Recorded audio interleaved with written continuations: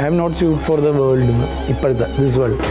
ഈ social media ലോകത്ത് അപ്ഡേഷന് വേണ്ടി മാത്രം ഇത് നോക്കുന്ന ആളാണ്. എനിക്ക് നാളെ കഥ എഴുതുമ്പോൾ പൂക്കി എന്താണെന്നും സ്കിബിഡി എന്താണെന്നും മനസ്സിലാവണം എന്ന് മാത്രമേ ഉള്ളൂ. എനിക്ക് ഒരു കമ്പാരിസണുള്ള ലോകത്തേക്ക് നമ്മളെ തള്ളിവിടണം.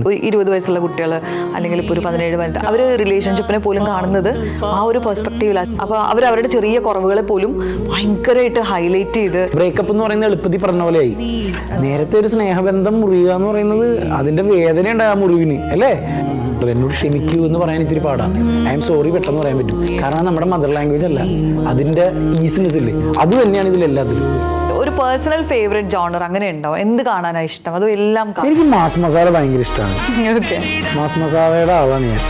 അതായത് രജനികാന്ത് കൂടെ. ഓക്കെ, ഞാൻ രജനി ഫാനാണ്. Always A fan boy.